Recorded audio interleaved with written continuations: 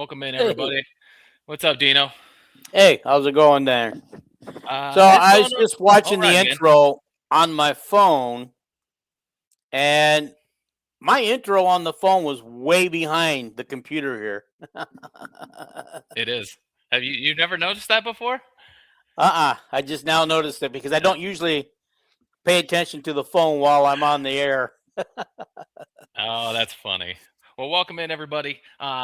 Before we dive into that, I just want to take a brief moment. We lost a good friend of mine and a diehard Hawkeye fan early this morning, late last night.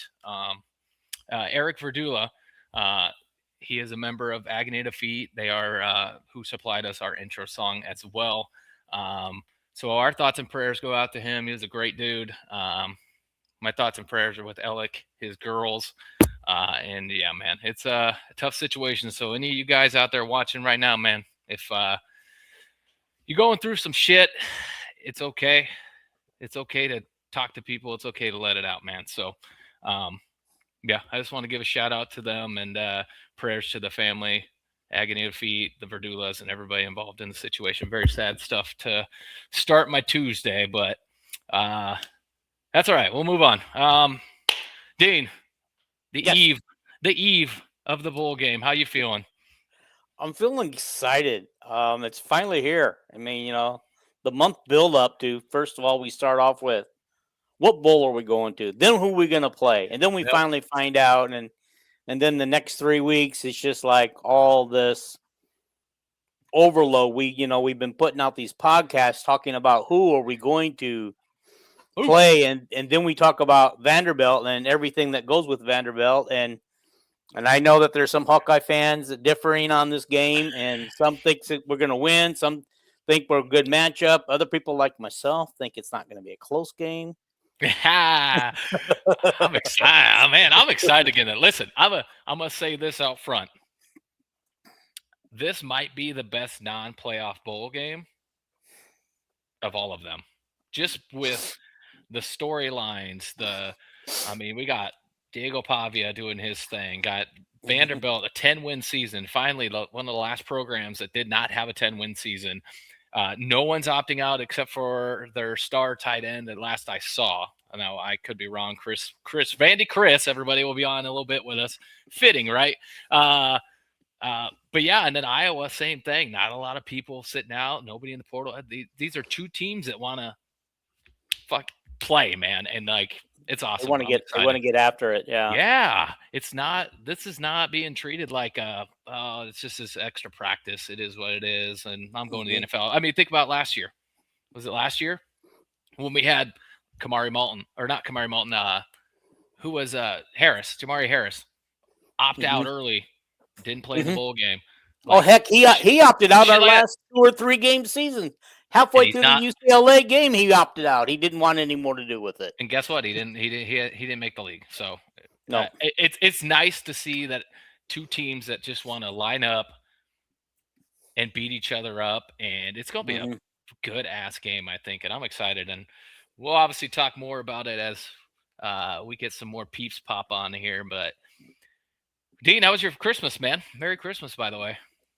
Well, thank you. I hope yours was good too. Mine was very good. We celebrated it quietly. We hung out with one of my daughter's in-laws on Christmas Eve night, and they included us in dinner and presents exchange and everything. And but then I stayed up late trying to find all my favorite Christmas movies. But you know what? Yeah. They have moved all the regular favorite Christmas movies to a pay channels. And if you want to watch stuff like 34th on Miracle Street and stuff, right couple days right before Christmas Eve, they switched them all over to Max, HBO Max. You had to go to HBO Max if you wanted to watch any of them. But you know what? They're also now back on regular channels. So how greedy can HBO Max get? Now they freed them up to go back to the regular channels again. So That's we'll crazy. we will still watch it. That's crazy. Vandy Chris, man. We're watching football and jump in, man. Look at this. Uh, Yeah. yeah, man. What is the score of the Illinois game? Do you know?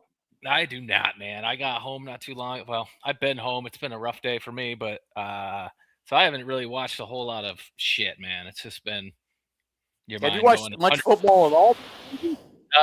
A little bit. I was watching some this weekend. I watched that Niners Bears game Sunday night. That's not college, but damn, that was a game. That was a great game. And the Wow. Niners came out on top right at the very end, man. I was like I know, right? I was thinking this is like Iowa all over again. Illinois leads 17-13. There we go. Illinois 17-13 over Tennessee right now. So that'd be nice. Another Big Ten win over an SEC foe, that conference that's so good. They're about to kick a field goal. Very Made nice. it. It's funny you bring up. Go ahead. It wasn't a field goal. I'm sorry. It was it was a point after touchdown. So it's actually 14. Whatever I told you, 17-14. No. Okay. Now, yeah, I suppose he's going to sit there and watch the game, Chris, before he joins us. Yeah, I don't know what he's doing. He probably just got off work. I know usually 6:30 is his go-to time to start. So we'll see when he jumps on. But hey, only fitting, man. I can't wait to talk more about it. But remember at the beginning of the year when this certain fella that's going to hop on said we were going 4-8? Yes. But you know what? He owned it. He came on my show. He came on my show and owned it. Hey, when we talk about the playoffs earlier, we're going to own the hell out of that. Yeah. Chris, we already know. I was given the play-by-play on my phone. Thanks, brother. So. Jump on in with us, Chris. We're ready for you. So I have something I wanted to put up here real quick. Yeah, it's going to be fun. I mean, if we knew for sure if Brandon was coming up when Chris gets on, we could really get into the game if we knew Brandon was coming on at all. Yeah, that's all right. We can talk about some fun stuff. I got to add something to the notes. But, man, how about the crazy news out of Ames, man? Was it 16 players left? Something like that, or 13? 16 left. 16 left. Now, I want to say something. Everybody's just saying how crazy that is. Okay, so they're going to jump into the portal, obviously, next week. Or actually, starting Friday, they can go in the portal and start grabbing these people out of the portal. These people go in the portal on Friday, and they're going to start pulling them out on Friday because everybody's got a place to go already. Oh, yeah. People. You know, that's what's crazy. A person will jump in the portal, and the next day they're already at their new school. Yeah. But, I bet Iowa State is the coach there is going to bring a bunch of Washington State people with him, and he's got to be talking to hthem real quick. I mean, not legally talking to him, but he is. There's people doing it. Let's be real. Yeah. Most of the time, that's why they jump in the portal. Let's face it. Most of the time, that's why they jump in the portal. Someone got in their ear and told them, you can make some money at so-and-so. They want you. It's like, yeah. It's like, okay, like it's like this, okay? When the dude that went to Alabama, Iowa, and back to Illinois. I mean, back to Alabama again. The lineman. Caden Proctor. Okay. Yeah. When he was still an Iowa member, he drives down to Alabama to talk to the coach. He hadn't gone in the portal yet because he wasn't allowed to get in the portal at that time, I think, until April or May. Yep. So he was still technically an Iowa football player when he talked to DeBoer, I guess, about coming back to the team. That was illegal. Yep. Why didn't we slap that guy on the hand? I don't know, man. That's I thought the same thing when it was going on. I'm like, how is this how do you boom, boom, boom that quick without breaking any type of legal thing? But hey, listen. I do. Yes, I understand that Iowa State has a shit ton of people in the portal, but this is actually going to benefit college football. I think it's to me, it exposes it, right? I mean, I get it. The coach left. So obviously, even before this, they were allowed to transfer if a coach left, right? But right. This nowadays, you never saw an exodus of 42 players when a coach left back in the day. So this is alarming, man. And what happens if he can't find anybody? He will.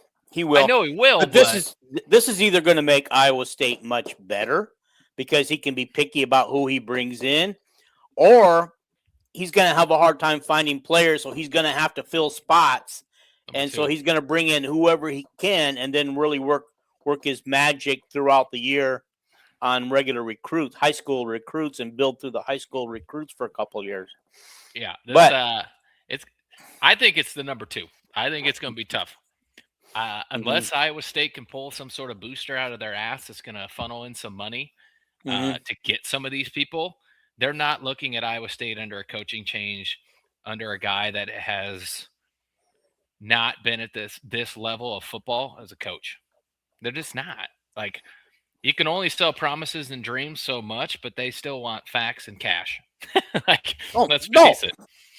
No, So it's gonna be rough. absolutely. I, It's absolutely. I kind of feel for Iowa State because I in a do. few years when Kirk retires, we might be in the same boat because Nah. I don't know. And people say no, but never say never. You saw what happened when Fran McCaffrey was fired. We only kept 2 of our players, Did and you see that was okay? yeah, yes, that was okay that we fired McCaffrey.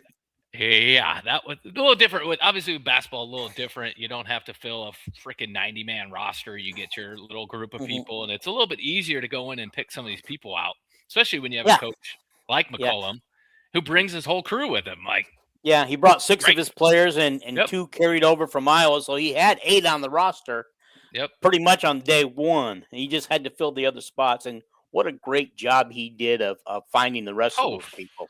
yeah, and I think it's only going to get better because I'm actually very. I know we're kind of swerving, but we got to kill some time before we get our guests in here. But Mhm. I'm excited to see what he can recruit with a full year under his belt at Iowa.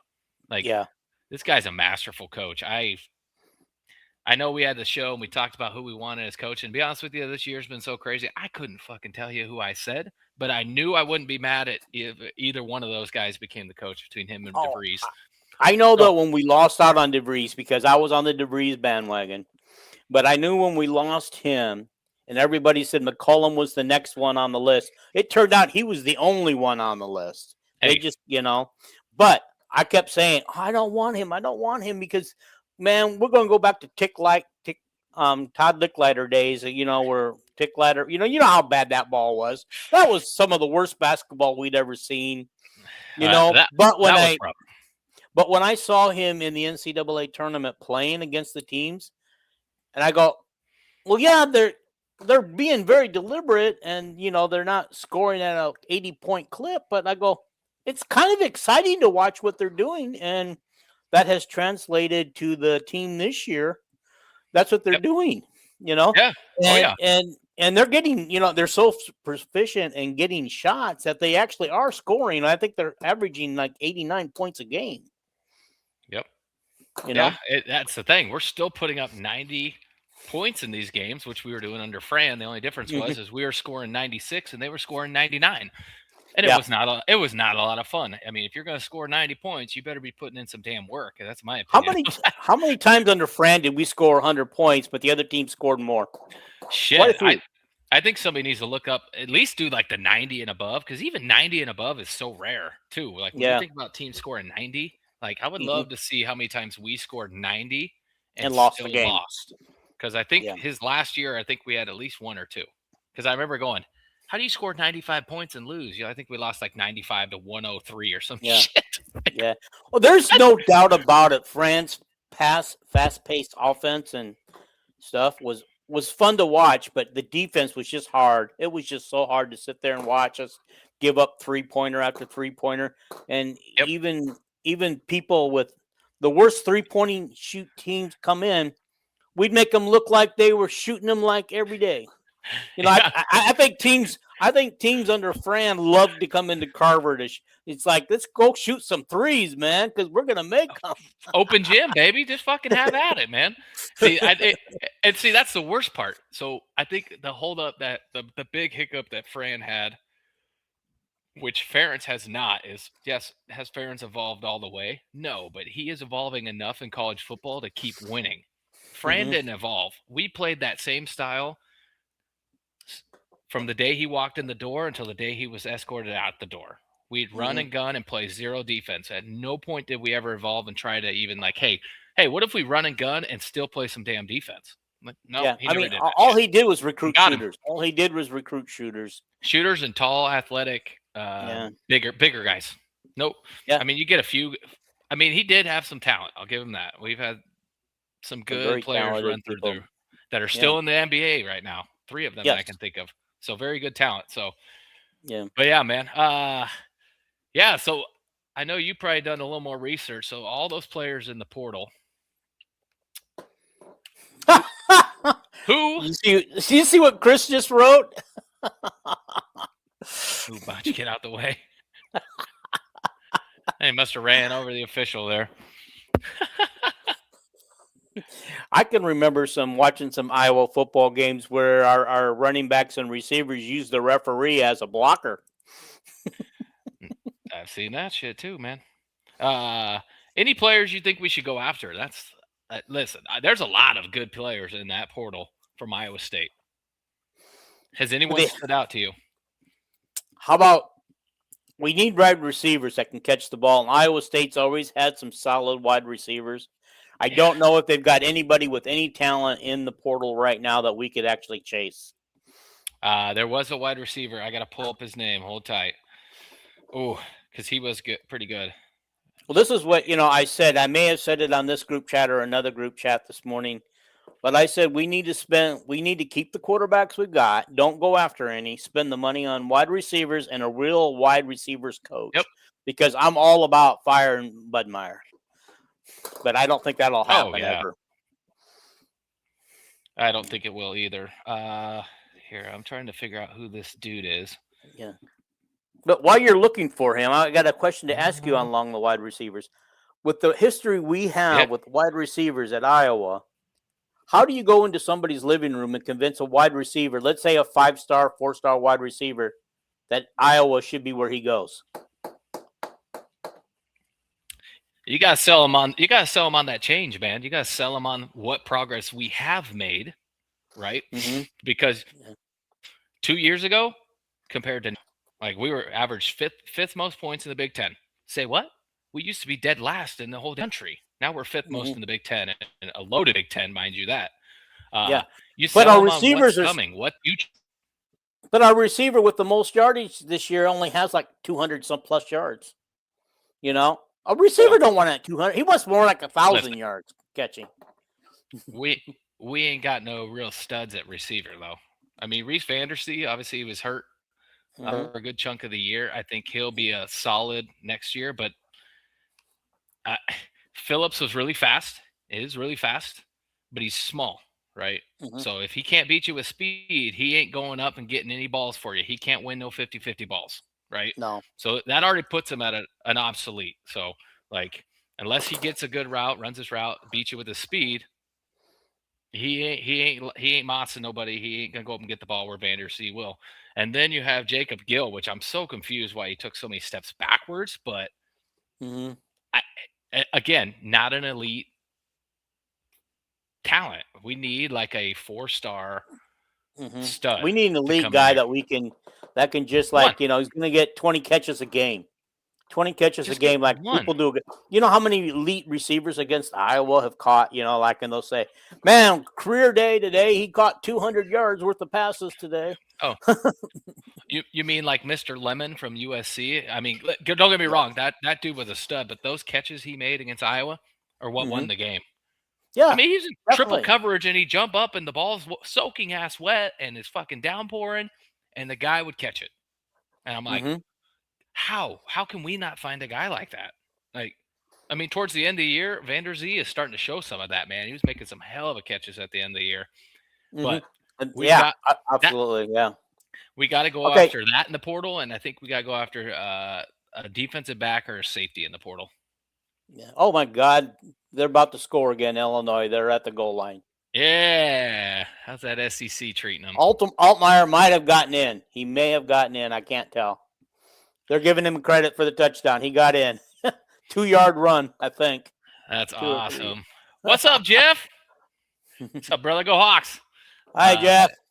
Yeah, man. I'll probably do a little commercial break here. Actually, not really a commercial break. I'll just pay some bills real quick. Except for it's not really some bills, but they go across. There it is down below. All right, man. Massive shout out here. Micah Hyde sent a nice little care package to me with some of his Hydes. I don't know if you're gonna be able to see this bad boy. Hydes Hail Mary, apple What is it? shandy. What is So it? it's a Oh! Is that the stuff you sent in the picture today? yeah, man. And So this I got stuff's from Micah Hyde. yeah, this is Micah Hyde's. It's called this is his lemon shandy. It's called Hail Mary. It's a THC drink, so it's not alcoholic. It's THC. So it's got Oh, milligrams. have him send me some. Listen, shout out to them. If you look down below, it's hydeshailmary.com. If you use promo code FrontSeat20, you get 20% off your purchase. And I'm gonna tell there you, it man, is, right there. I'm a huge fan of the Apple one he just came out with. So I'm gonna enjoy this. Shout out Micah Hyde, baby. Appreciate you, man. Thank you. Got the hat rocking, baby. And also Tavon, man. Appreciate you hooking it up with Micah for us. So shout out to Tavon Smith too. He'll be back on with us here soon. Hopefully sooner than later. But yeah, hydeshailmary.com, promo code FrontSeat20 for 20% off your purchase. So this one, man, that's been my jam. Okay. I'll get that information from you after the show. Yeah, man. But very cool. It's a local Hawkeye dude doing some things after he's retired from the league. So I'm excited to see where it goes for him. So very Is he in Florida or is he doing that out of Iowa? Brad, look at my Facebook. I think he's doing it wherever he lives. It is. I'd probably have to check the box. I got a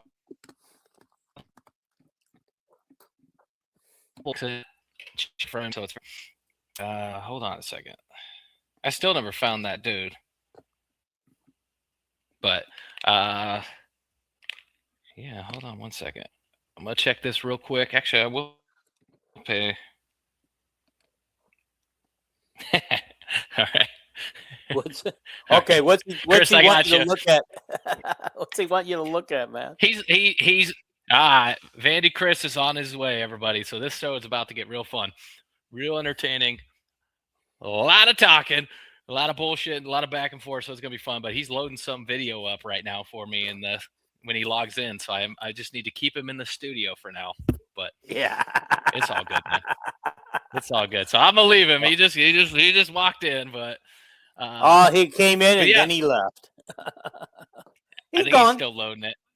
Okay. So the guy I was thinking of, God, I gotta find him here. I think it's Chase Sowell. 6'3", 210 wide receiver out of Texas. The last 3 years, he's got 1 year eligibility. That's the last 3 years he's had 500 plus yards, and in each season, which is something we don't have. So he's got 6 total touchdowns. Average 15.6 yards a catch this year, 19.9 yards the year before, and 13.2 yards. So I think that's a guy, if I'm Iowa, you'd go after, and you'll be able to get him for pretty cheap because nothing jumps out at those stat lines except for some consistency, right? Yeah. Of being a good ass wide receiver. Well, he's got twice as many yards as any of our wide receivers have ever gotten in the last 2 years. For 3 straight years. Yeah. Yeah, and he did it for 3. If I'm a Chase wide receiver and it's going to be from Iowa State, it's going to be that guy. And I think he too. And I'm pretty sure there might be some defensive backs on there that are pretty good that I already said I think we need to dip into the portal for either a defensive back or a safety to replace what we will be losing. 100%. But getting Cone Ettinger back is going to be fantastic. Pair him with Lutmer. Woo! Yeah. Now, if you can get like one more defensive back from the portal that's just game ready, that's a game changer, man. So, all right, I'm gonna see if he's ready. Guess I could always check the media assets here. All right. So, all right, it looks like he's good to go. I see his video in there.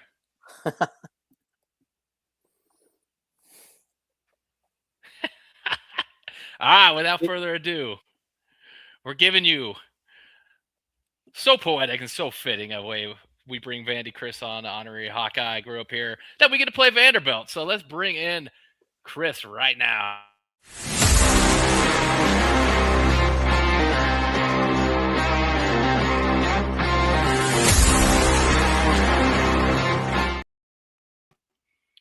Chris, what's up, brother? What is going on, my Hawkeye guys? Hold on. All good stuff, man. How are you, brother? It's the day before a football game, and I'm excited because I'm ready to watch my Commodores play some ball. Damn it! Hey, we are excited. Before you got on, man, we were talking about how this game. It's nice to see a couple teams that are just want to line up and play football, and they're two talented teams. So, like, the fact that barely anybody's opted out of this bowl game is setting this thing up to start off New Year's Eve with a fucking bang, I think. So, yeah, I'm excited, man. But anyway, Chris, how was your Christmas? Let's not skip the mumbo jumbo. How was your Christmas, man? Man, I had a good Christmas. I got a wireless mic that I haven't plugged in and tried yet for my podcasting. Got some shaving stuff for my daughter, and got me a nice dad tumbler from my daughter as well. So Hell got to yeah, spend man. time with all the grandkids. Absolutely enjoyed it. That's phenomenal, man. And now you get to ring in the new year watching your Vanderbilt Commodores lose. How you gonna feel about that one? And we ain't ringing this in with the loss. Let me promise you that. Ooh. No, no. You were talking about how this is supposed to be one of the best non-playoff games. Yeah. But following us is Michigan and Texas. Did they have a lot of opt-outs or something that this is not supposed to be a great game between them? Michigan didn't even have a coach. Yeah, Michigan. There's rumors that Michigan's having a hard time even fielding a team. So, Seriously. like, a lot of people are like, hey, whatever this mess is, we don't want a part of it. But I would have said that one could be as well, right? Because it's a team that just missed the playoff and another team. But I think this one's going to be It's okay. I have Texas in that game anyway. And as far as Texas goes, I don't even know if they have a running back room left. Just about every single one of their running backs has hit the transfer portal. Yep. I don't know if any of them are holding out for the game or if they're with the team or what's going on, but I know their whole running back room has hit the portal. I guess Manning will just have to throw the ball on every down. Yeah, he's in trouble, then I guess. But yeah, this is what. And man, it's been nice, man. We were talking to Chris before you got on about. Was it last year that we had players opting out before the season end, or was it 2 years ago? Both for Iowa? Yeah. Iowa had 2 players opt out. Our running back last year, KJ. 2 years ago against Kentucky, half of your team opted out. Yeah, and so did theirs, that one. So it would have been last year we had a player. We had a player opt out the last 3 or 4 games of the year. We had Caleb Johnson obviously opt out and shit like that. But yeah, both of those 2, yeah. I'm excited. That was the only 2 opt outs that I can remember. And Caleb Johnson should have played it because he's having a rough start to his NFL career. So, but man, should we get into it, man? I don't know if anybody else is going to join us. I think Andrew, the boss, the Prez, may be joining us here real soon. If you want to hang out, chat with us, give us your feedback, takes, because this thing's going to get good. Vandy Chris has been waiting all season for this, and we've been waiting all season for this too. It's only poetic that it is. Iowa and Vanderbilt meet after the whole year long in the preseason, and I know you owned up to your shit, and it's wonderful. So here's what we're going to do. Hey. Hold up. I'll own that. I still don't think they're that good of a football team. Credit to them for doing what they've done. But they had a relatively easy schedule. So what you're saying is Iowa's much closer to being 6-6 than they are 10-2. Yes. No. How many points is that we're away from being? We lost to 4 ranked teams by 1 score each, and we had the lead in the 15? fourth quarter. We had a lead in the fourth quarter in all 4 of those games. All right. So, hey, all right.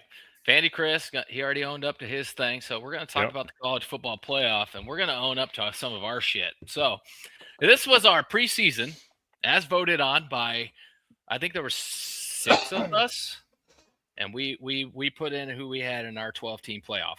And based off who had the most votes, obviously you got more points. Who had the most number ones, you got the most points, et cetera, et cetera. This is how we did. All right, gentlemen, you ready to see how we ended up shaking out here? Hold on. We're horrible. 4 out of 12. All right, you remember this? I tell people, hey, we're just dudes that like to have fun. All right, all the red is where we missed and whiffed. If you look at the top 4 teams, we fucking whiffed. Not one of them made it. No, and 2 of them, the 1 and 2 seed, just played in a fucking bowl in the freezing ass frozen ground in New York. Mm-hmm. And Isn't that crazy? And I had Penn State beating Clemson in the national title game. They still beat Clemson. It just was not. It wasn't the title game. It was a title game. You didn't say which title game, so you were right, Dean. Technically, they are the champion of the Pinstripe Bowl. Yes, they are. The champion of the Pinstripe Bowl. You were not wrong in picking that, but man, this is why I tell people most of us just do this for fun. We are not professionals, and some of us don't pay attention sometimes. Speak like we should. Speak for yourself, Brad. Speak for yourself. Shh. But hey, you were a part of this, and you whiffed the bat too. So allow me to help you here.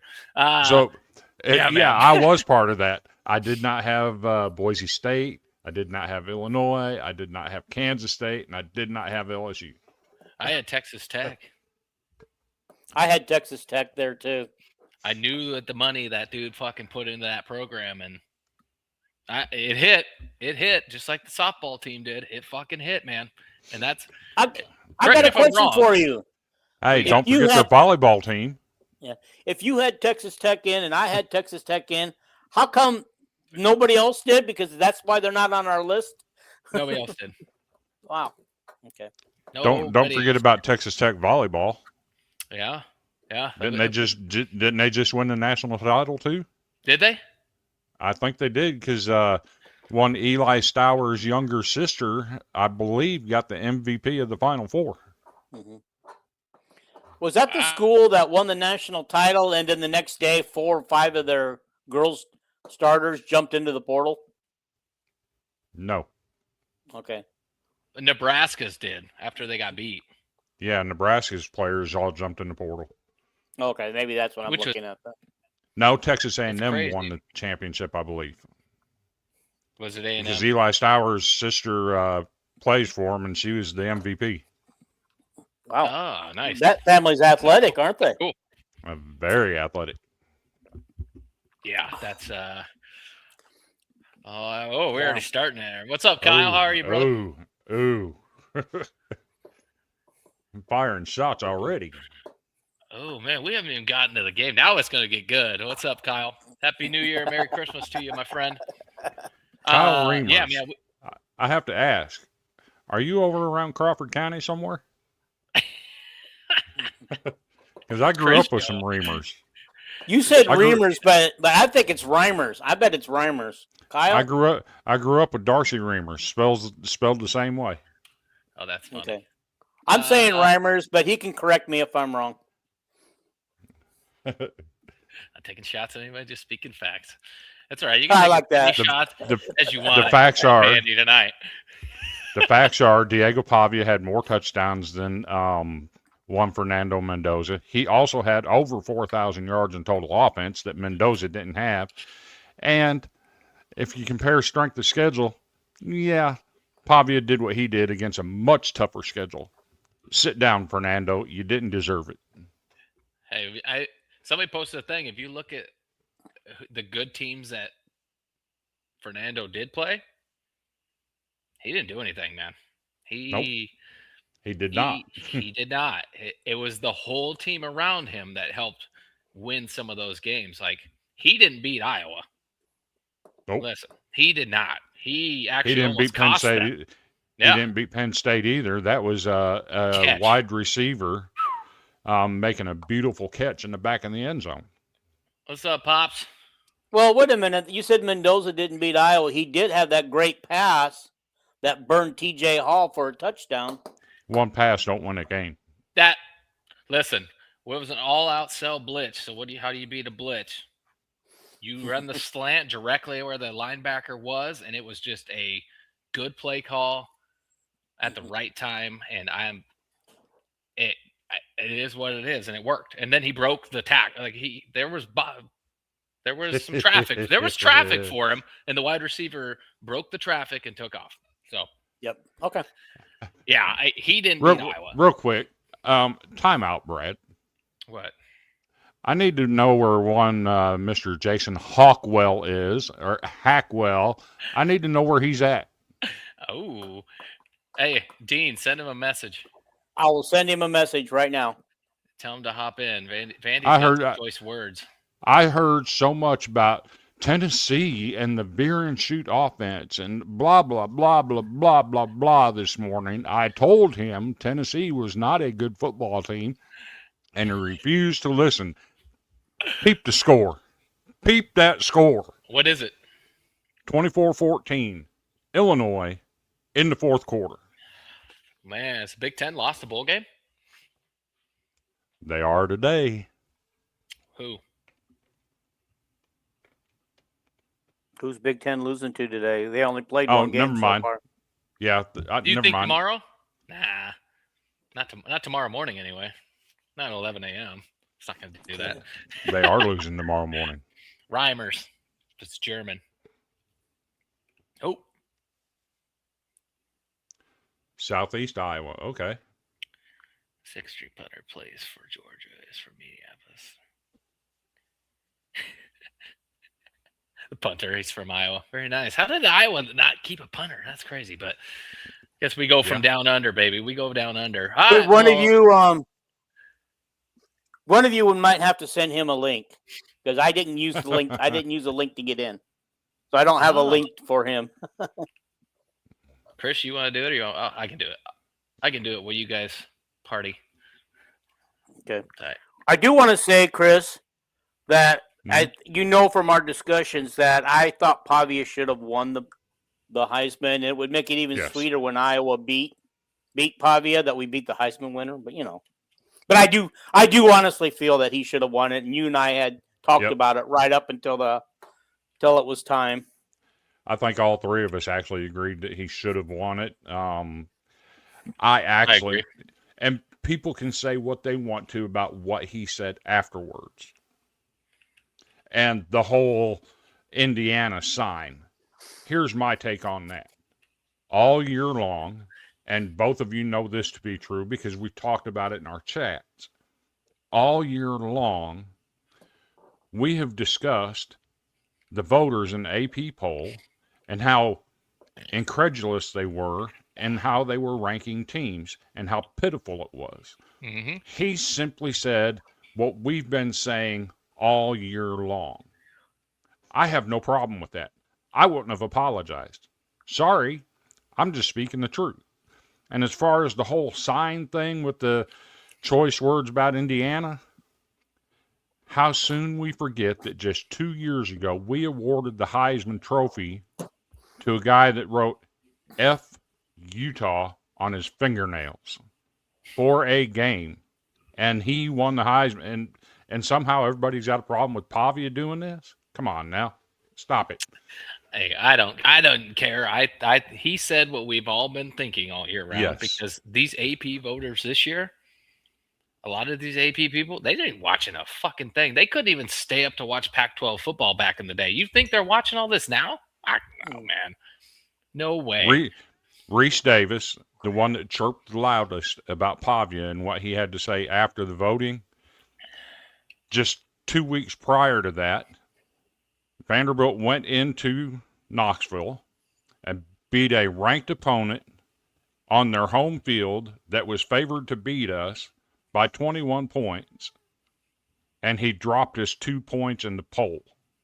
He is the type of person that Pavia was talking about. Yep. Hey, that makes 100%. Like that is 100% correct, man. I mean, even some of these like the All-Americans and shit like that. Some of those lists, I'm sitting there fucking scratching my head.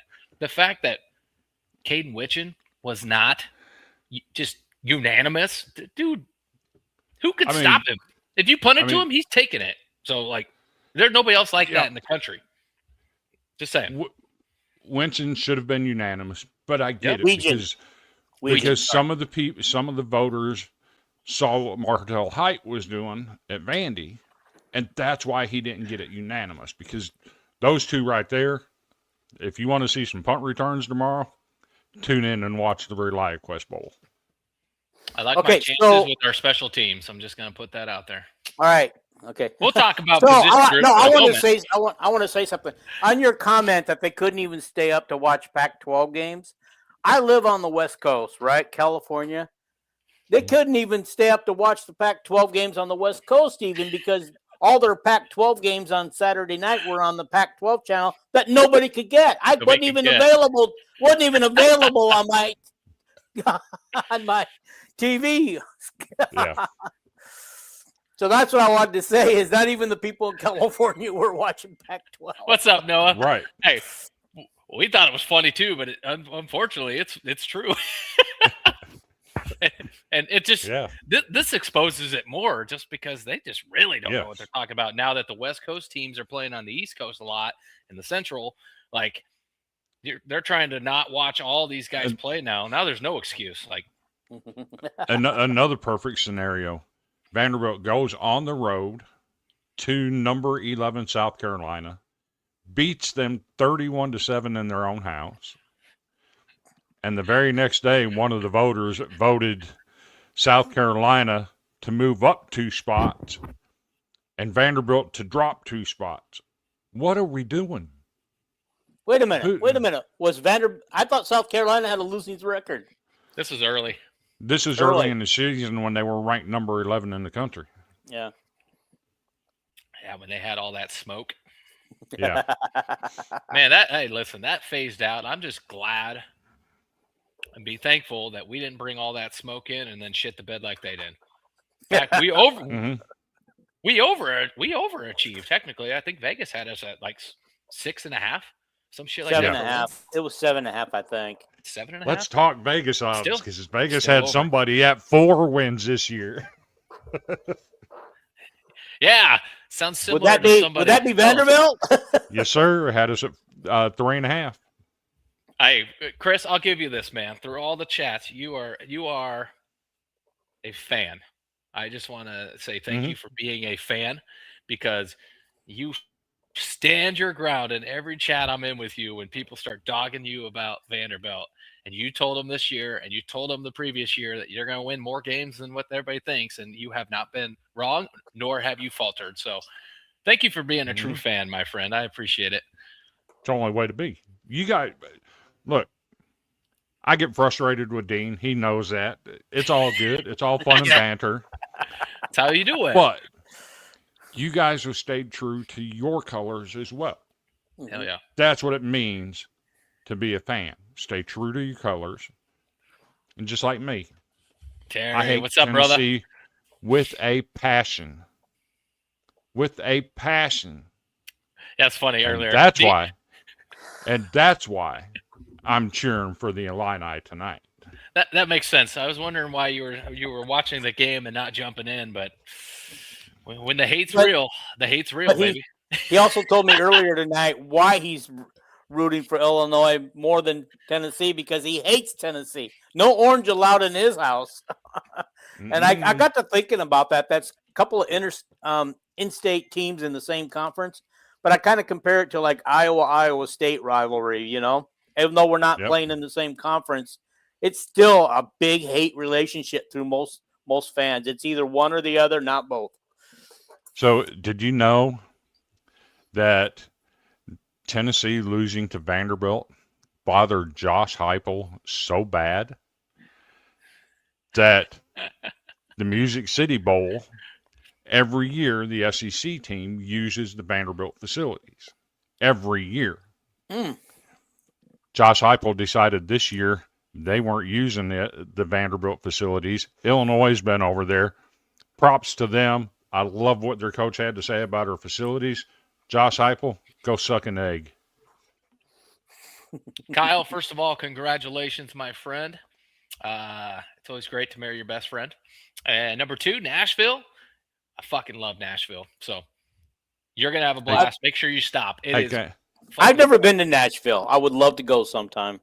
So, Kyle, on your way through Nashville, and if you need to, I'll get Brad the information. He can send it to you. make sure you stop and eat at Hattie B's. The famous, the real Hattie B's, the original Nashville hot chicken. That's my favorite. Hot chicken. I can't Every time handle I'm there. hot. It's not Can't super handle hot. You can do the heat scale. You can go mild. Terry, brother, I'm doing well, man. Merry Christmas to you, man. Hope you're doing even better, man. Been watching you. I'm glad you made your debut finally. All this behind the scenes comment and shit. Now you're on your own, doing your own shit. I love it, brother. Oh man. What do you mean? You mean he's got his own show now? Nah, he's been on with the villains a lot lately. So yeah. Oh, he's been on my show a couple times too. So Terry's good. I love that nickname. I love the nickname he gave me. I think we should have Chris change my nickname on the group chat to that.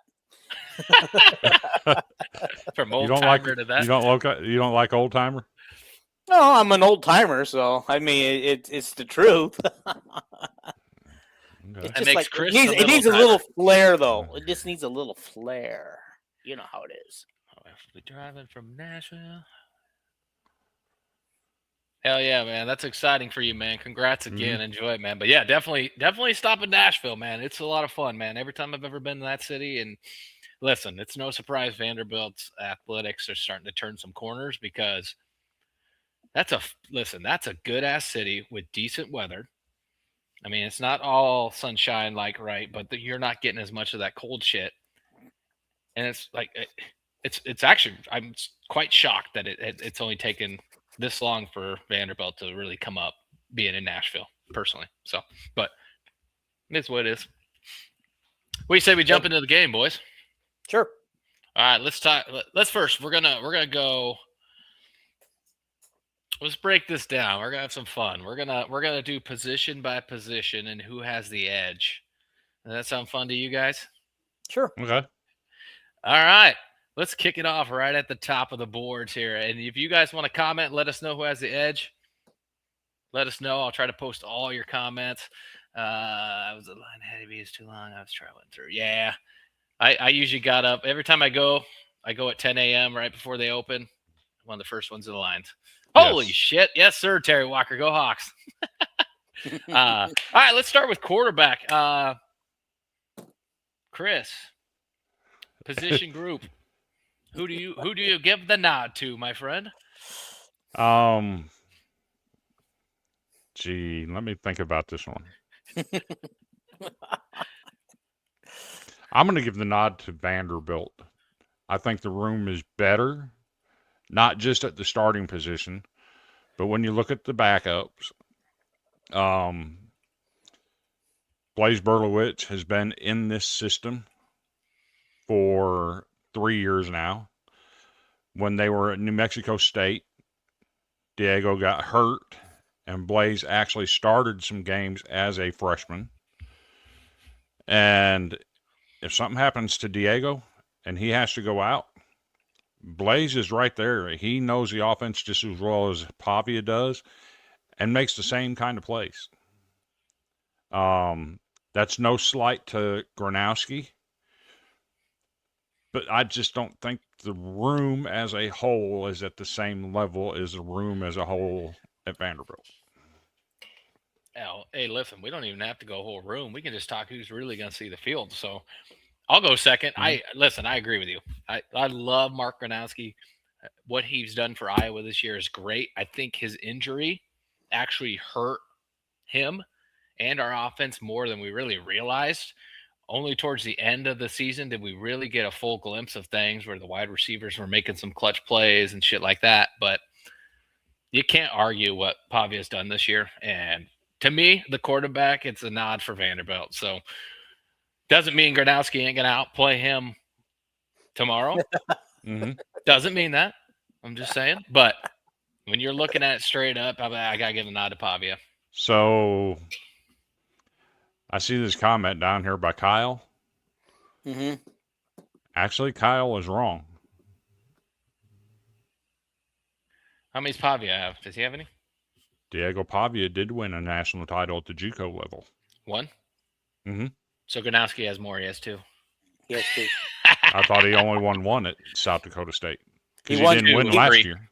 He won 2 of 2, 3. and then he lost in the title game his third year, I think. Okay, gotcha. He got 2.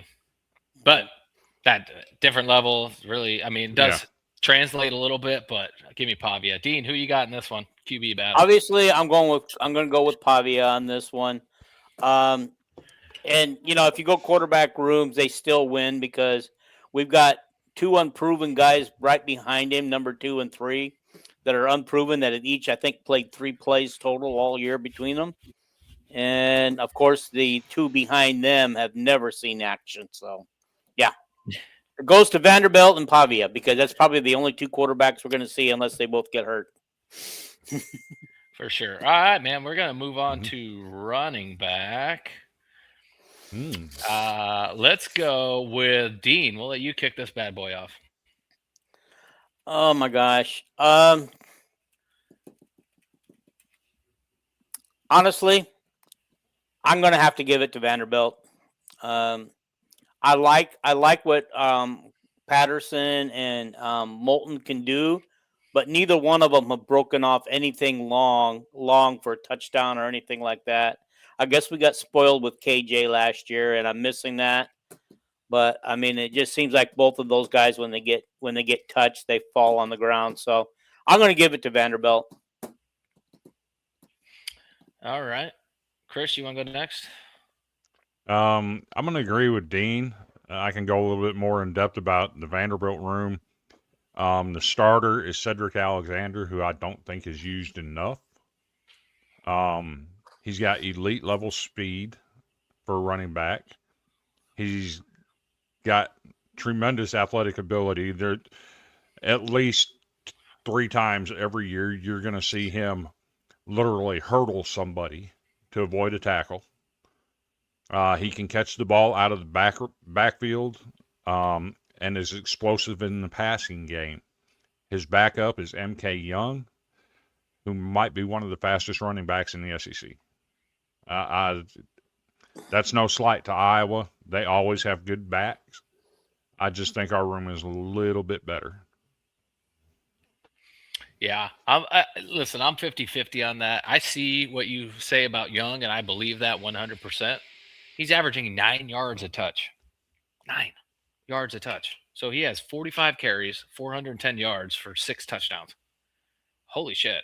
But yeah, I don't know. I'm 50-50 with it because I can't really say the running back room is better when your running backs aren't even your leading rushers. So with that said, I'm going with Iowa on this one based off running backs as a whole. We got Kamari Moulton with 783, so he almost has as many rushing yards as Pavia does, who is the leading rusher for Vanderbilt. And then, obviously, our other backs have not been used like we normally see. We started the year using them a shit ton, and now it's kind of trickled off. So it literally goes 156 for Moulton, 120 carries for Gronowski, and only 57 for our third down the list, which for Iowa, it's usually not that way. So I got to give the nod to just Iowa because their running backs are actually leading them in rushing. So I got fair argument. I wish I would have looked this up sooner. I would have picked the Iowa running back room because I'm looking at the running back stats. They're a whole lot better than I thought they were. Moulton has 800 yards this year. I mean, and so, yeah. It's surprising, right? I think Young may be the best back between the both teams just based off of the speed Chris mentioned. And, I mean, you're talking 45 touches and you still have 400 yards. That's and 6 touchdowns. That's pretty damn elite. So I think he may be the best back overall in the room, but I think a room of both rooms. But I think as a whole, I think I got to give the nod to Iowa on that bad boy. Yeah. So Pavia probably is their leading rusher. And you can't count him in the running back room, can you? Or should we? No, we're doing positions. But one thing to look at is the receiving yards for Cedric Alexander, because we use him in the passing game a lot. We use him on screenplays a lot, which is basically designed, you're throwing it out to your running back. We use him with a lot of swing passes. We swing it out to the sideline, and off he goes against the corner. So for me, I include Alexander's receiving yards in his rushing yards. Oh, Okay. Well, Bolton has 15 for basically 100 yards. So those two are actually very similar. Obviously, a little more passing yards or receiving yards for, God, what's his name? Alexander. Yeah. But I still got to roll with it. Speaking of receiving, should we go with receivers? Sure. You go first. Me? Yeah. I'm giving it to I give it to Vanderbilt just for the fact that A, we don't pass the ball enough. And B, up until the last few games, we have not seen any of that big time playmaking shit that all these other schools see. I mean, towards the end of the year, we had some great catches by our wide receivers. They're starting to come around. They're starting to feel, I think, the offense, and they were starting to feel getting really more aligned with Gradowski, but and not enough of it. I mean, this is even taking out their leading receiver, he's not playing. We'll get to tight end position group next. But, I mean, they have two receivers with 600, almost 700 yards, and our top, I think those two guys alone almost have more. They have more yards. Damn. Those two combined almost have more yards than our top three combined. Wait. Just kidding. They do have more than our top three combined because our top receiver as well is a tight end. So their wide receivers, one of their wide receivers. So I'm going to point this out. I'm not very good at math on the fly sometimes. But, so it's Trey Richardson. 40 catches, 679 yards, 17 average, 6 touchdowns. 679. And then our top three are 261, 260, and 186. But you're not counting our tight end in that? No, because we're talking about wide receiver groups. Okay. Tight end's a different group technically. So okay, I got to give it to Vanderbilt. So if Vander Z hadn't been hurt half the year, he'd have caught more passes. He definitely more would. He was fourth leading receiver with only 11 catches. So and only played in 7. Only played in 7 of the 12 games. Yeah, so you're talking he averages 17 yards a touch, which is the same as Richardson. So like if he plays longer, we may be talking a little different, but it's Vanderbilt, and it's honestly a landslide on that one. Who's next? Who you got? I got it. It's just Vanderbilt. It's Vanderbilt. The hands down, you covered it all. I was going to give you a little bit of background on our wide receivers. Go ahead. So, Trey Richardson. He came from D2 as a transfer. Came in last year through the portal. Richie Hoskins, I would say he's our number 3 guy. He was a D3 walk-on that came to Vanderbilt. And Junior Searle, he was part of the 2023 team that went 2-10 and lost every single game by double digits. It was to see where he's at today from where he started and his development. People will knock him because he doesn't have the numbers, right? But the kid can play and he can catch a ball and he's got size. I think he's going to surprise some people in the NFL and be a lot better wide receiver than what people think he is. Which guy? Junior Searle. Where's number 0? I see. Is he a senior? Yes. Is he fast? I'm just going to tell you the Alabama secondary from 2024 is still trying to catch up to him. Yeah. He's going to need that speed. He's the one that caught the 4th and 1 ball right down the middle of the Alabama defense, and that they still chasing him. That's crazy. Kyle wants to know how long Vandy's been a fan. So funny you ask that, Kyle. I grew up in Denison, graduated from Manila High School, the last graduating class of Manila. I was born and raised in Iowa. I was a Hawkeye fan. I joined the United States Marine Corps, served 3 years. While I was in the Marines, my parents moved to Tennessee. So when I was discharged, I just moved to Tennessee in 1990 and adopted Vanderbilt as my team. Being here, seeing Tennessee fans firsthand, I thought they were very arrogant, and I didn't want any part of that. And I chose the local team to me, which is Vanderbilt. I've been a Vanderbilt fan for 35 years. And yes, I'm part of the crew that's considered to be sidewalk alumni because I'm a fan with no affiliation to the school. And I was one of the ones that was in Jerry Stackhouse's inbox telling him how bad he needed to leave Vanderbilt and was called, and I quote, a fake ass fan. And my reply was, I was here long before you, and I'll be here long after you. And, well, see you, Jerry. You gone. And I'm still here. That's funny. That is a funny story. I love it.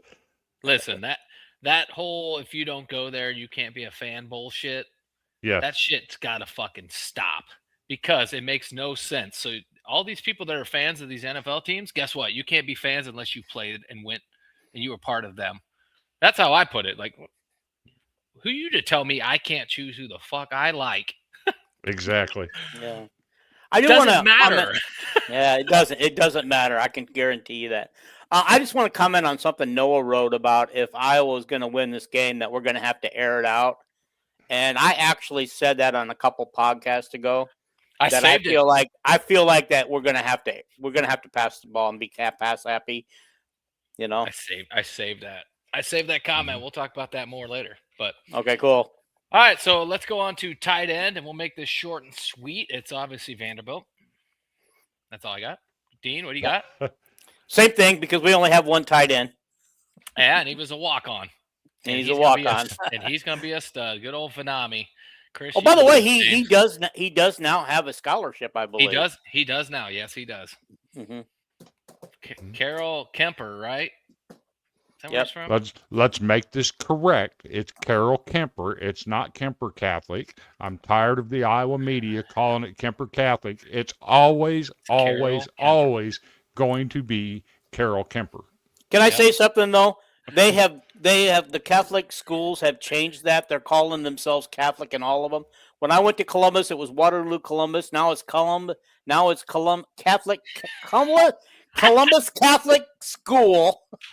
In Waterloo. Yeah, Carol Kemper. I've always called it Carol Kemper. My dad went to Carol. He'll tell you it's Carol Kemper. That's all that matters. Yep. Yeah. Well, that's what I'm saying. It's always Waterloo Columbus to me. So. Yep. Yes. Yep. All right, let's move on. You go ahead. Speaking of Vanami, stud. He does have a younger brother that I don't know if he's a junior or senior. But this dude can flat out play some high school football. Watched him in the state playoffs. Electric. If Iowa can keep him and develop him, that would be another weapon for them. But as far as the tight end room, yeah, I give it to Vanderbilt. Even though Stowers is not playing, our number 2 tight end, Cole Spence, you'll see him make plays just about every game. He's more of a blocking tight end than a pass catcher, but in the passing game, he is elite, just like Stowers is. Yeah. 13. He's got, I'm going to take a peek real quick. 15.5 yards a touch. That's pretty good. Listen, Vanami, he's going to be a stud. That's going to be your next Iowa tight end to watch. And don't be surprised if a few years from now he wins that Mackey Award. If Iowa can retain him, it's a different world. I'm so excited. I'm excited about our tight end room next year. We got Estrenga back, Banami, and then we got that, can't remember his first name, Thomas Meyer. Coming up, who's at the bowl game. He played with the first team this year, and he went to the bowl game, so they didn't leave him at home. So they might use him. He was a 4-star tight end. Yeah, stud, absolute stud. I think he's 6'5". I want to say he's a big boy. Perfect tight end size. All right, well, let's get to offensive line, and guess what, Chris? We'll let you go first on this one.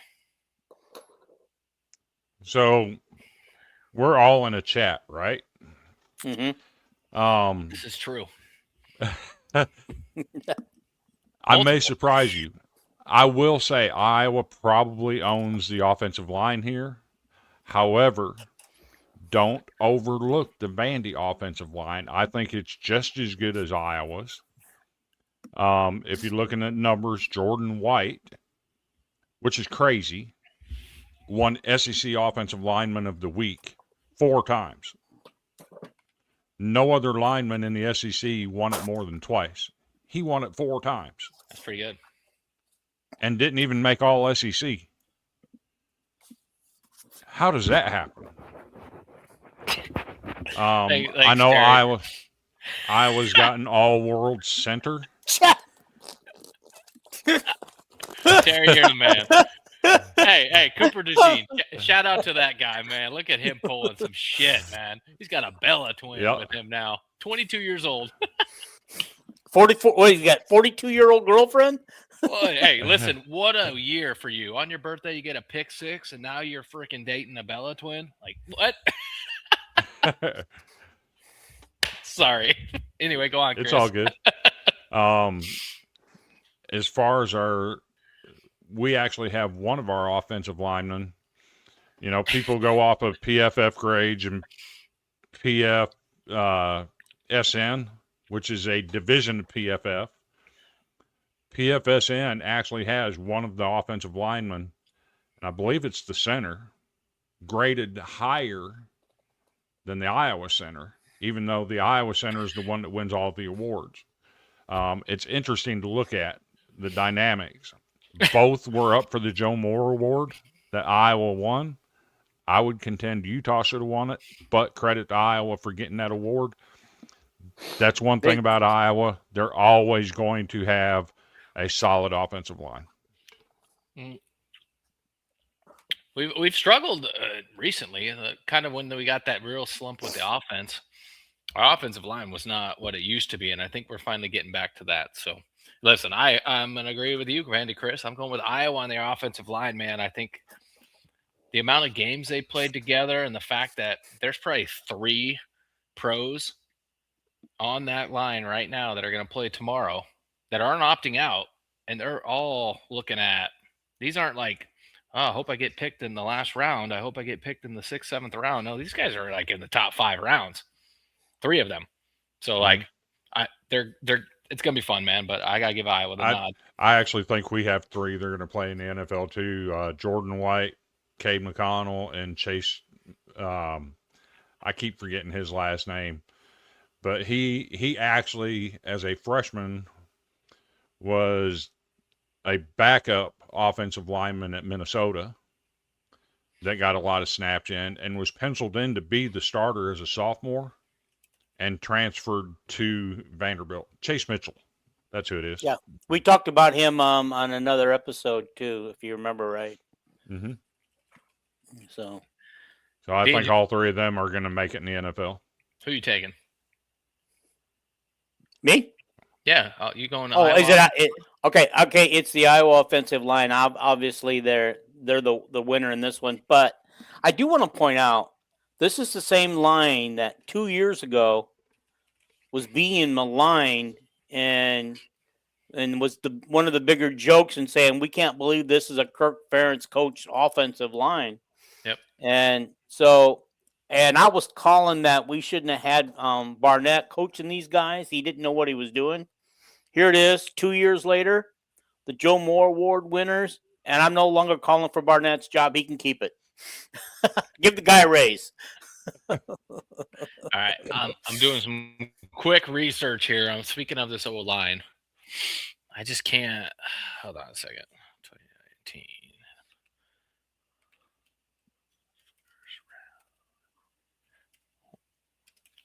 Why don't we? Should we move to special teams, or you want to go defense? Your choice, bud. You check it. Hey, let's go special teams. We'll start with punter. You want to go? We can go. Let's go all positions. Let's go punter. I'm giving Iowa. I've never seen the Vanderbilt punter, so I got. I haven't. I don't even know if Vanderbilt punter hasn't probably punted more than 3 or 4 times all year, has he? Oh, he has. We had some stinkers of a game. We had a stinker of a game offensively against Missouri, but I'm going to say it's a wash.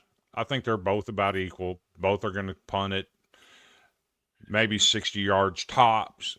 Going to average about 45, 40, somewhere in that neighborhood. I'm going to say punter's probably a wash.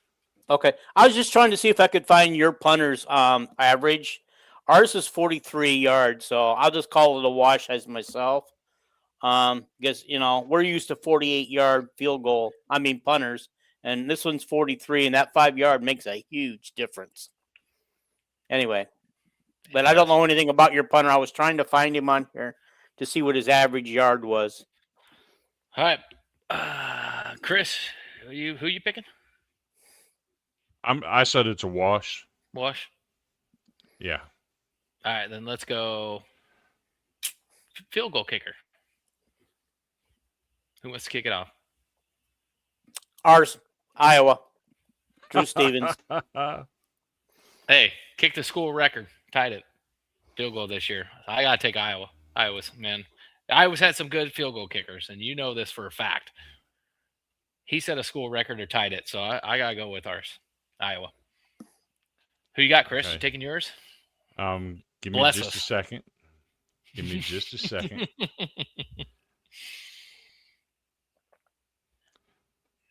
Our punter, Nick Haberer, 23 punts, 46.7 average. He's got 8 that are 50 plus, 11 inside the 20. Field goal kicker, Brock Taylor, 11 and 12 on field goals. He's only missed 1 kick all year on field goals, and had a streak of 17 straight dating back to last year before he missed one.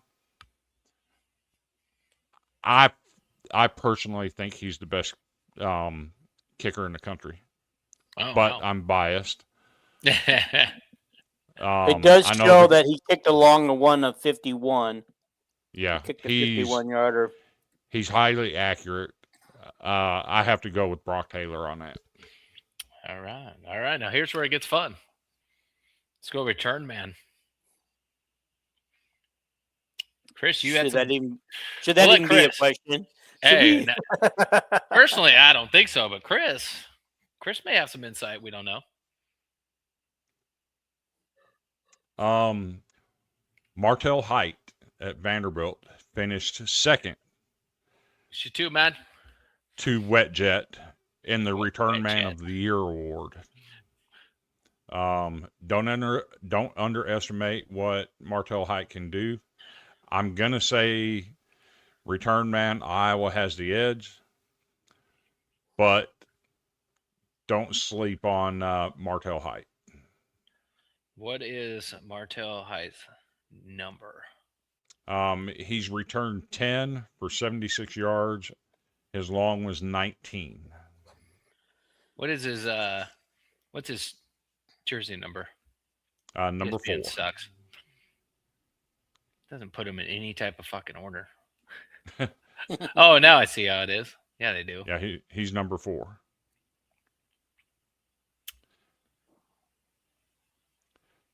On kickoff returns, Trey Richardson is the go-to guy for Vanderbilt. He's had 14 returns for a 26.5-yard average. He's a cornerback. trying to see if I can see any of his returns on the stat sheet. Does not appear that way. You can go to the Vanderbilt Athletics website, and it's all on there.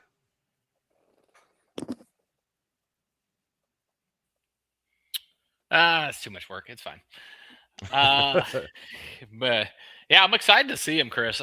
Everything that you spoke about and how he finished second is huge, man. So I'm excited to see that. But yeah, I like that one. All right, let's head to the defensive side. Let's start.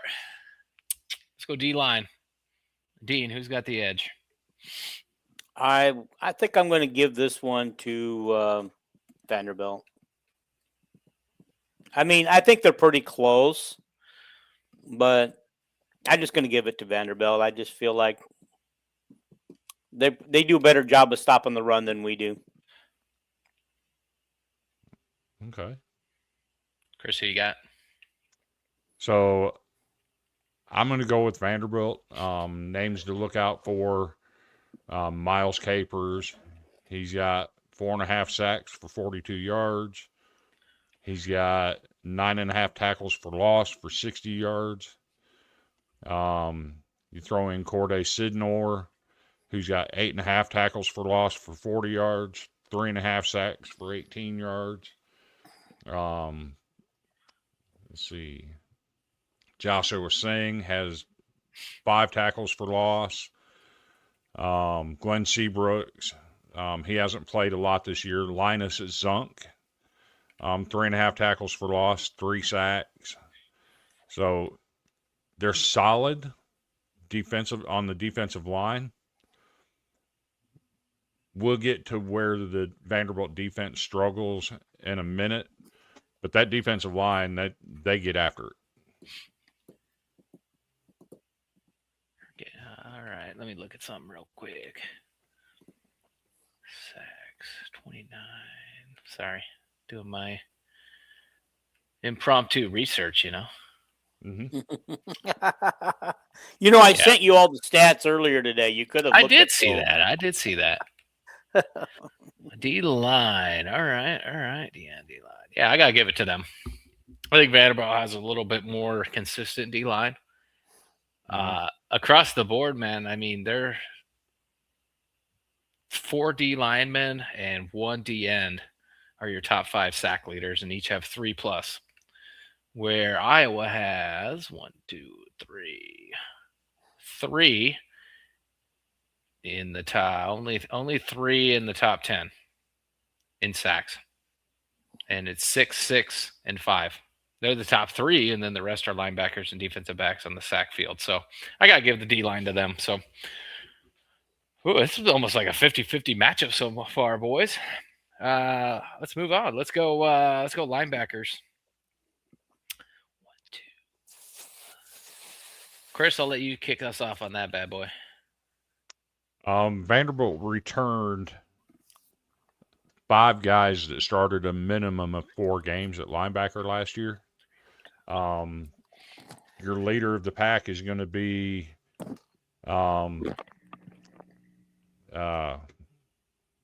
Langston Patterson. He's a 4th-year guy. And something to pay attention to with Langston Patterson, he did file a lawsuit against the NCAA trying to get a 5th year on the grounds that FBS is the only division in football that requires you to sit out a year in order to access your 5th year. Every other division in the NCAA, whether it's Division II, Division III, FCS, they all automatically get 5 years. Seriously, I did not know that. And he stands a good chance to win the lawsuit. But that's where you're going to hear his name a lot. Nick Rinaldi, he's good. Bryson Cowan, CJ Hurd, more of a safety hybrid. And then you got Brandon Fontenette, who's kind of a hybrid safety linebacker, plays both positions. Brian Longwell. I think Vanderbilt has the deeper and better linebacker room. Interesting. All right, Dino, we got. I agree. There's nothing more to say. I agree with him on that one. Yeah, I'm with you on the linebacker group. There's definitely a much deeper, and if you look at the stats, I mean, our linebackers have a combined. Let's see, 0. So our starting linebacker core has 0 interceptions on the year. 0. Whereas Vanderbilt, their linebacker core has 1. At least 1. So they cover more. But yeah, I'm going with them. Secondary.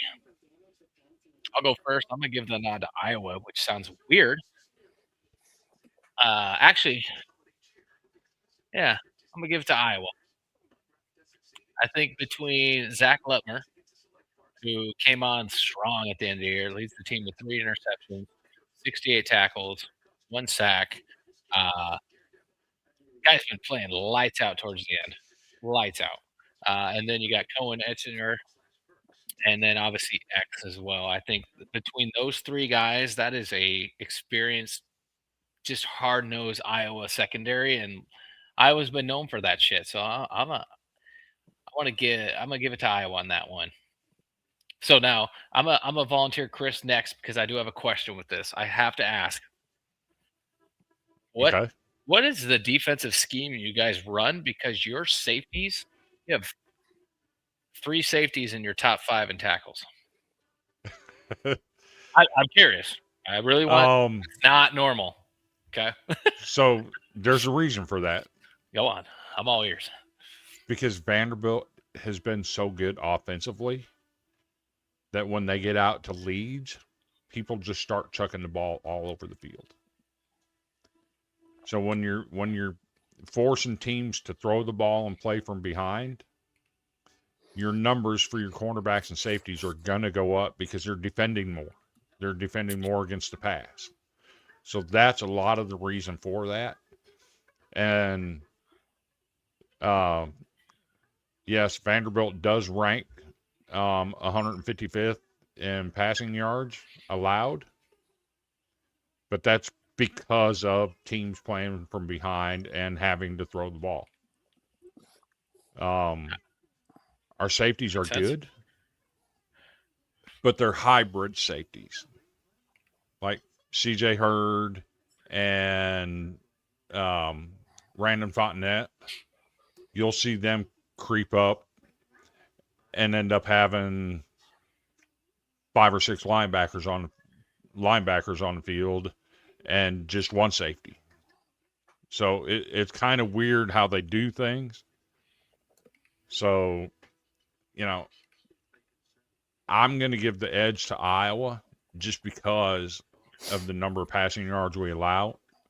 But a lot of that is because teams are playing from behind and having to chuck the ball all over the field. Hey, we had that a lot too this year. So surprisingly, we really did. When you think about it, we led every game in the 4th quarter. Every game.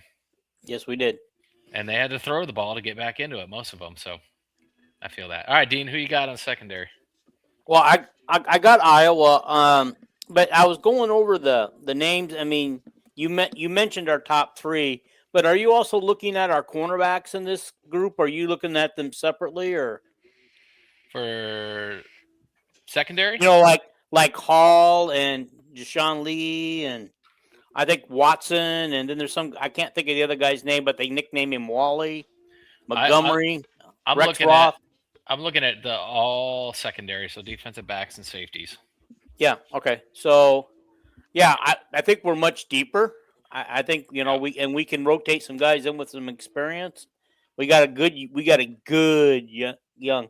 Oh, Illinois lining up for the game-winning field goal. Did you guys know that?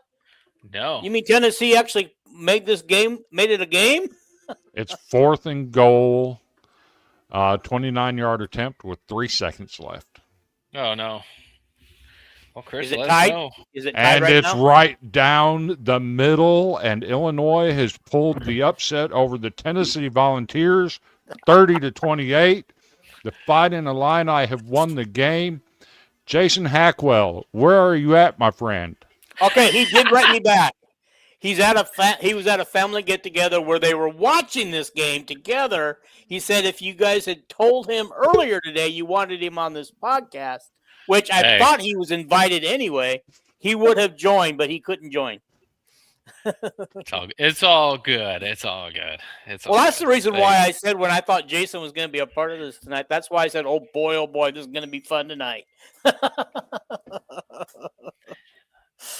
don't know if you've.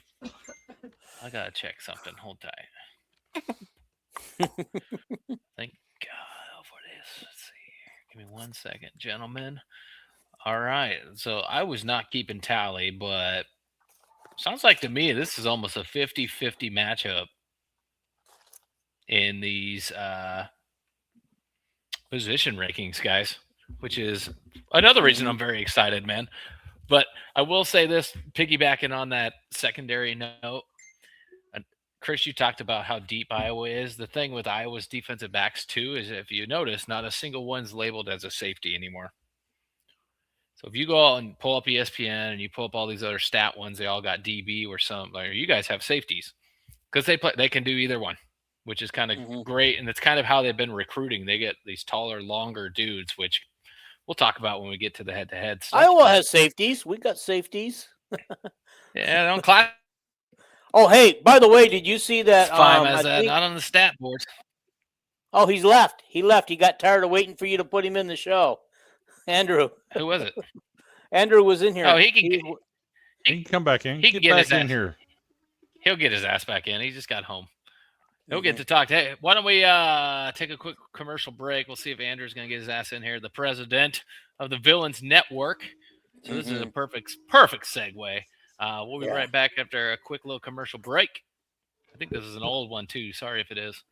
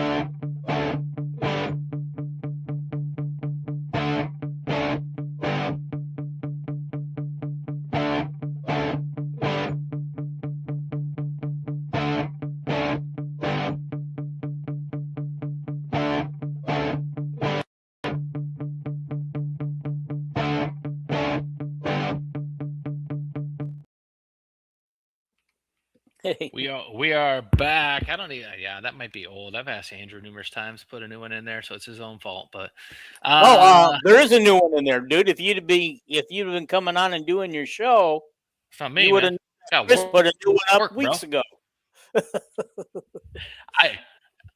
Normally it gets put in there for us, but all right, let's talk the game, gentlemen. So I'm gonna put up some to do graphics here. Boom, boom. All right. So tomorrow, big day, 11 Central Standard Time, 12 Eastern Standard. Dean, what time does it start for you?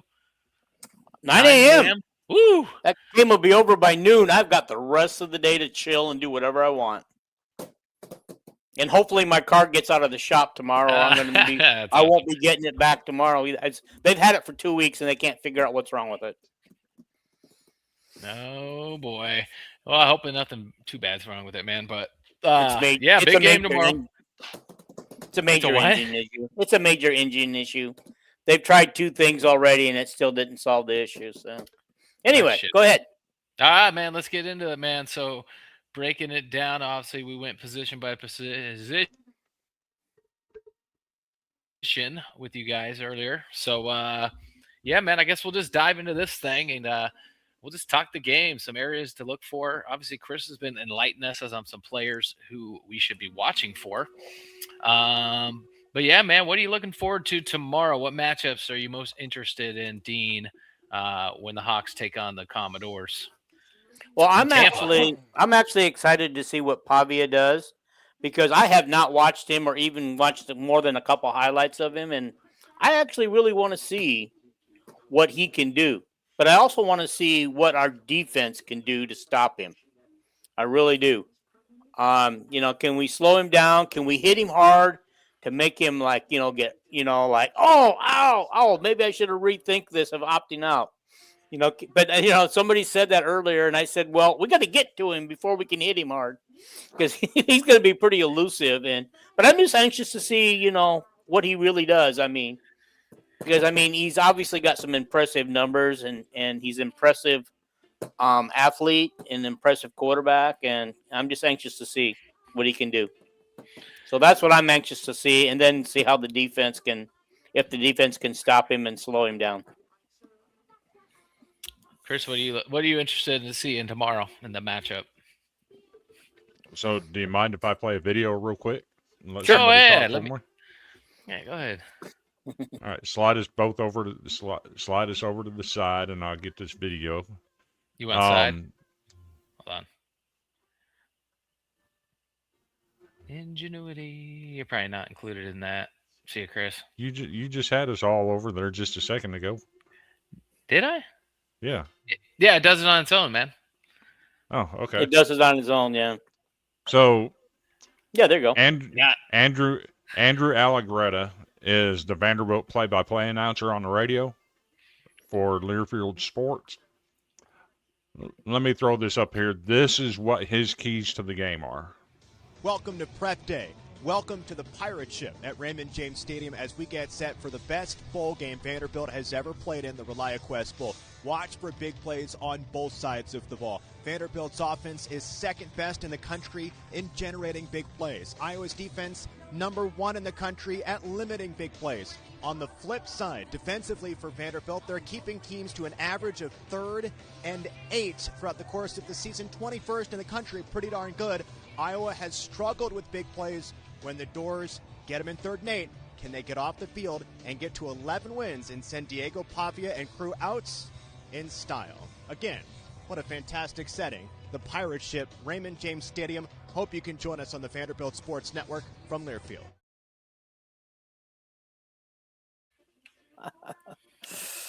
Valid points. My key is for the Vanderbilt defense to get Iowa in the 3rd and long situations, just like he was talking about, and get off the field defensively. You can't let Iowa start throwing the ball around. It's not a team that likes to do that. So even if you do, you've got them out of their element. You got to double up. And by double up, Vanderbilt has led the nation in doubling up, which is scoring last in the first half and first in the second half. Most of your football games are won in the middle 10. That's 5 minutes before halftime, 5 minutes after halftime, and that's where Vanderbilt has excelled all year long.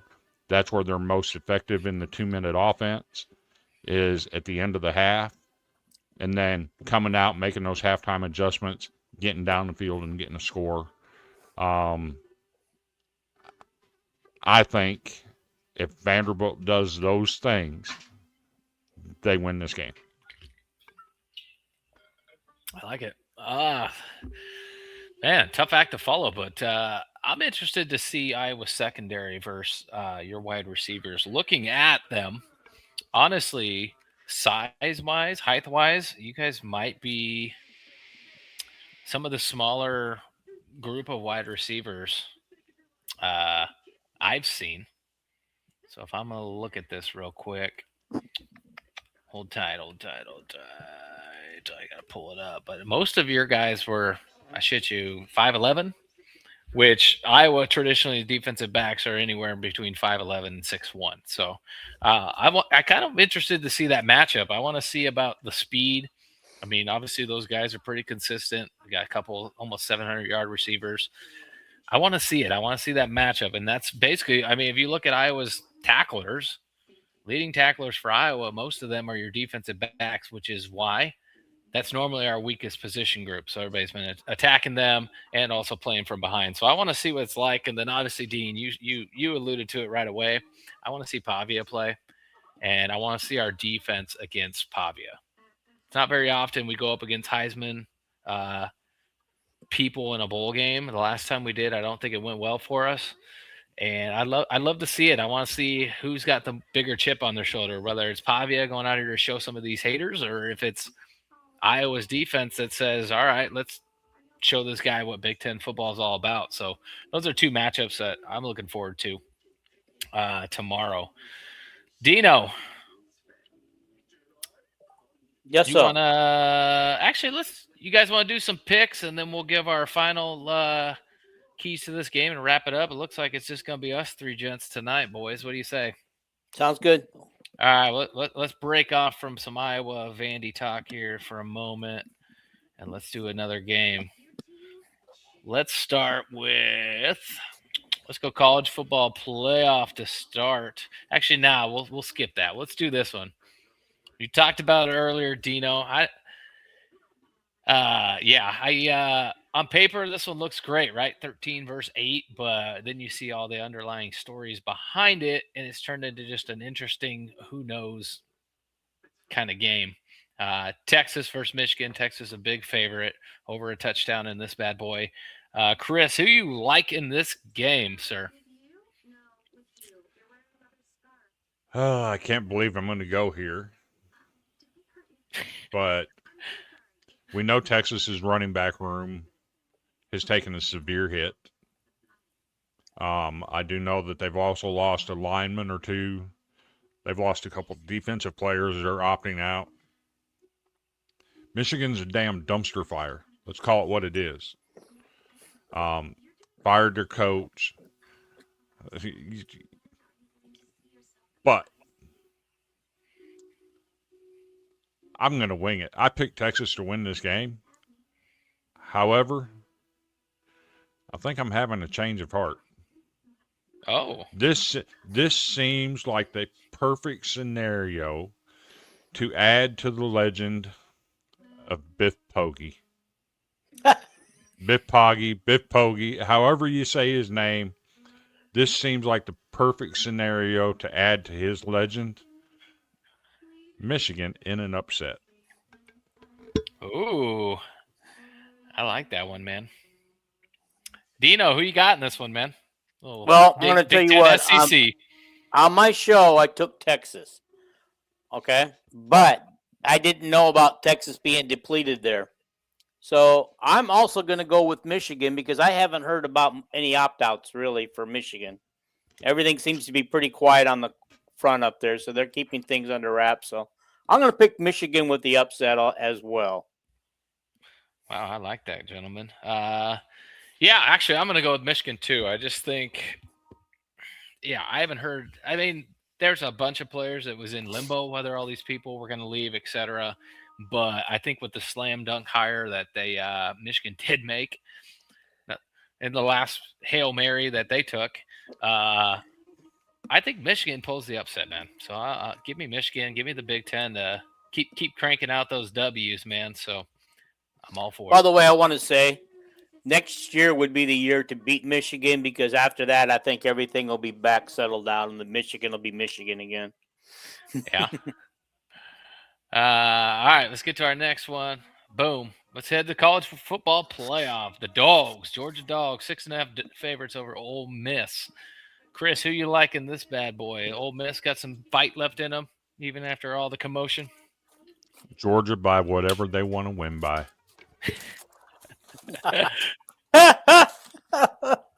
I second that. I'll make this quick. I agree. I think Georgia's they're too much for an Ole Miss team that has a bunch of outside noise. So give me Georgia Dogs to cover this one. Georgia. No change. I've always felt that way. That's crazy. Crazy. All right, let's keep it going. Let's oh man, there's some good ones.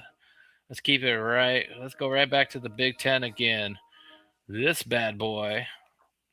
I'm pretty excited about. I really think this is going to be a badass game. You got Texas Tech versus Oregon.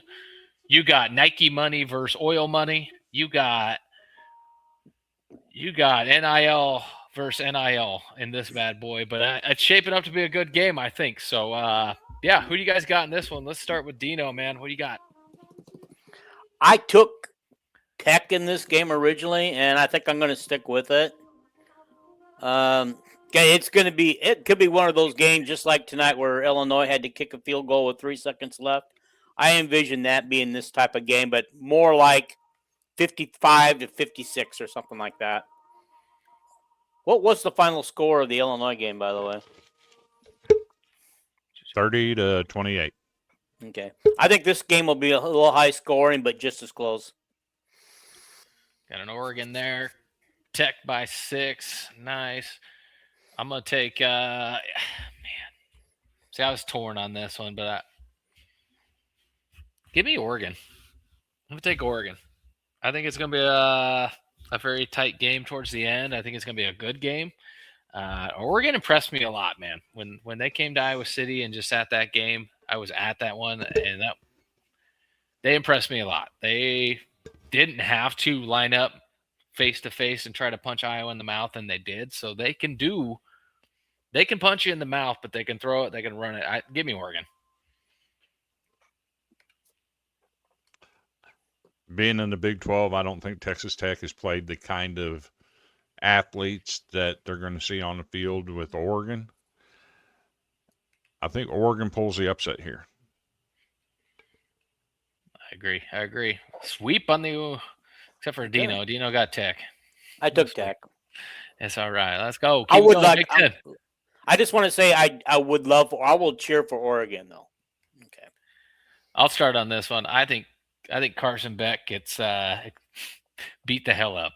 I think Ohio State sends a message in this one. Honestly, they've just kind of been flying under the radar all year. When you think about it, like there's not a whole lot of people that are just calling them juggernauts, and all year long it was whether they should be number one or not. And that's a good ass team with probably the best wide receiver in the country, Jeremiah Smith. So give me Ohio State, and I think they cover. Who's next? I will take Ohio State as well, and they'll do more than cover. It's not even going to be close. Ohio State most complete team. Vandy Chris, what you got in this one? So this is where it gets interesting. When you look at Ohio State's strength of schedule, pardon my French, but it's ass. They did not have a normal schedule like them, other than Texas to start the year. I mean, if Miami can dirty this game up and make it a slog, I think they have the edge. If it gets into a shootout and Carson Beck has to throw the ball around the field a lot, that's where Miami's going to get in trouble. I think Miami's defensive line matches up well with Ohio State. But I'm going to Ohio State to win this. Ohio State, baby. Nice. That it? Dean taking them too? Mm-hmm. Yep, Sorry. I took it. I got sidetracked. I gotta remove this. All right, next game. Kick it in, and probably one of the most interesting games of the weekend, in my opinion. Whew. Alabama versus Indiana. What we all thought would happen in college football in this time frame is Indiana being number one, taking on Alabama, and favored by almost a touchdown. So, gentlemen, this one's going to be a good one, man. I think it's I'm torn on this one, so I'll let Dean start this one off for me. I'm not as torn. I'm going to stick with Indiana. I have them as my national champion, so I'm not going to go away from it. But Alabama's pretty darn good for a 3-loss team. Yep. I'll go next. I'm taking it. You go ahead. Go on. Sorry. Oh no, I was just gonna say, I'll let you Alabama go, wasn't Brad. even I'll go supposed to last. be in this game. No, I'm taking Indiana in this one. I just think Alabama's a good team. I'll give them that. They're a very good team. I just think that Cignetti was built for shit like this, and all he's going to do is use the outside noise of people saying they don't belong. It's Indiana. They're about to get ran out because look at this schedule and look at who they play. Look at how Mendoza did against this team and did against that team. And this is a coach that's going to use that to his advantage. And he gets the most out of his players when he does do that. So give me Indiana, but I do think it's going to be a close game. I'm only going to take Indiana by a field goal in this one. Do you guys remember Ohio State's seed last year? Because, they did go on to win the Natty last year, but do you remember what their seed was when they started out? Was it 4 or 5? Or 8. was it 5? 8? They were number 8.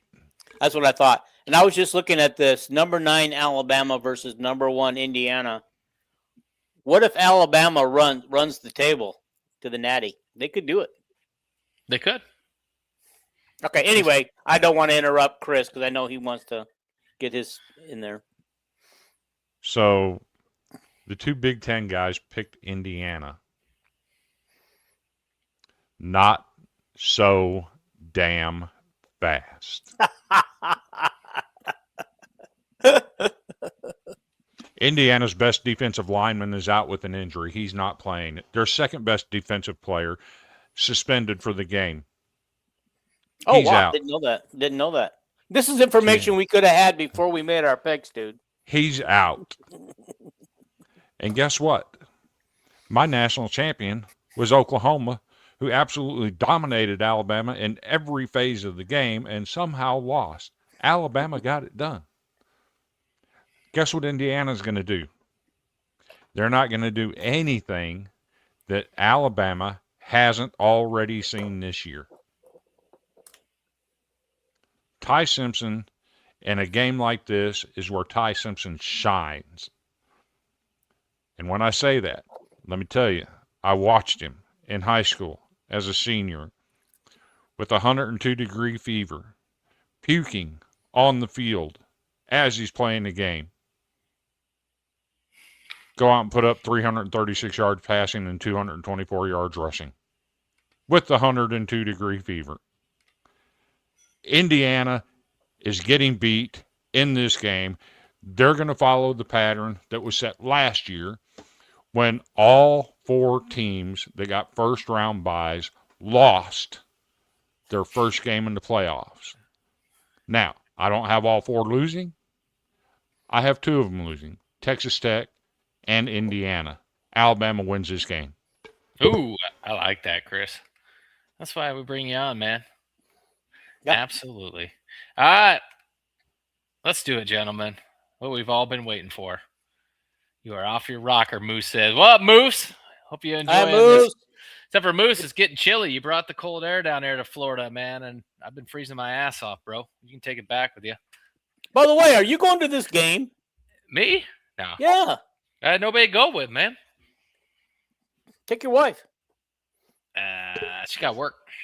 Okay. I would say somebody offered me tickets to this game, and I just couldn't swing it transportation wise. Otherwise, I'd have been there. Man, had a place to stay, everything. Look, I'm sure we could have did some sort of thing on our shows to say anybody driving down can swing through Tennessee and grab Vandy Chris. Thank you. Just some random ass stranger in the car. Let's go. But if he can't drive, he can't ride as a passenger either. No, yeah, he could glide. He's good. All right, man. Let's get to this thing. So let's just do these straight up picks. Tell us what the difference in the game is going to be for you guys, and then give us a score. So who wants to kick us off? I guess I'll start. Dino. Okay. All right. I do firmly believe Vanderbilt's going to win this game, but if Iowa is going to have any chance, I already said it, they've got to air it out, and then they also got to, but that's another thing.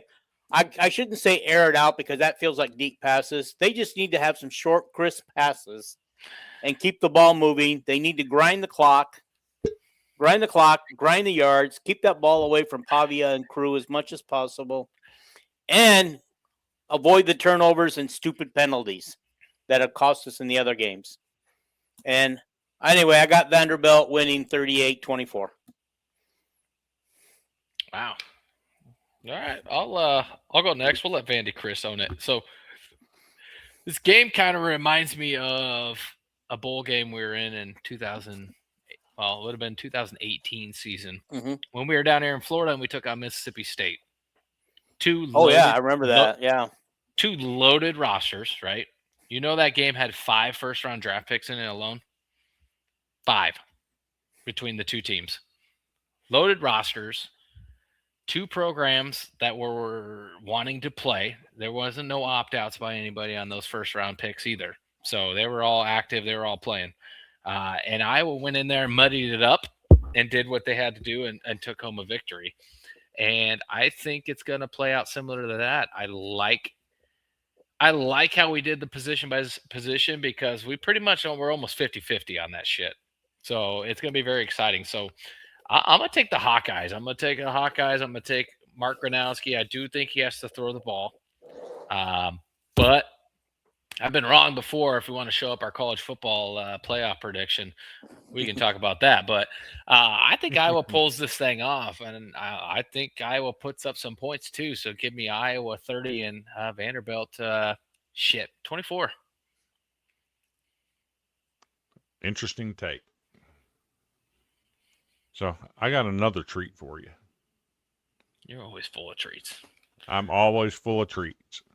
So I'm going to show a video of what I'm going to be looking for. It's going to be plays just like this. He wants to throw.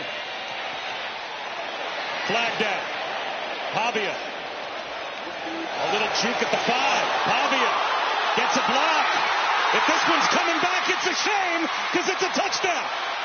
There are flags everywhere. 3 separate flags thrown on the play. I think this is coming. Okay, so what you want is to get flag thrown on a play on a good play like that. So it's going to be Diego Pavia making plays like that. Iowa hasn't seen a quarterback play the way he plays and make the plays that he makes. They see one every day in practice that runs. It's 15 Not like that. touchdowns. Not like that. Not like that. He's not the leading rusher. No. No. They said Jimmy Sullivan was the closest thing they had to Pavia. I don't know. I have never seen Jimmy Sullivan play. So, with that in mind, and yes, the reason that play was called back is there was a hold. It was big as day a hold. But the hold isn't what broke that play open for him. The hold had nothing to do with him making that play. Vanderbilt, 37. Iowa, 24. Gosh, he and I are right there by 1 point. We're similar. I didn't even think he was going to let us score. I thought it was going to be like 0 or something. It's all good. It's all good. No, because I know that if we get up 10, 14 points, I was going to have to start throwing the ball, and that's the Achilles heel where we start giving things up. I like that, man. Holds are illegal, sir. Plus, it was Missouri. You might want to look. You might want to look at the total defensive stats in America because Missouri was absolutely a top 10 defensive team. No, I'm gonna tell you, Pavia is about to see a defense he hasn't seen all year, and that's a Phil Parker defense where they're not gonna disguise anything that they're doing. They're gonna just line up and look you in the face and say, "Go ahead," and it's gonna be fun. So I'm looking forward to it. All right, gentlemen. We'll see. We should see some blitzes in this game, I hope. I think we'll see more. We didn't blitz versus Oregon, and it it hurt us. But gentlemen, this has been a fun show. Shout out to the 153 of you tuning in, baby. We appreciate each of you guys, and also another shout out to Hydes Hail Mary, baby, for helping sponsor tonight for us. So that's Micah Hydes' new seltzer project. Oh, and did you post that up? I'm wanting to copy it, and it won't let me copy it. I'll have to go back on the video and do it.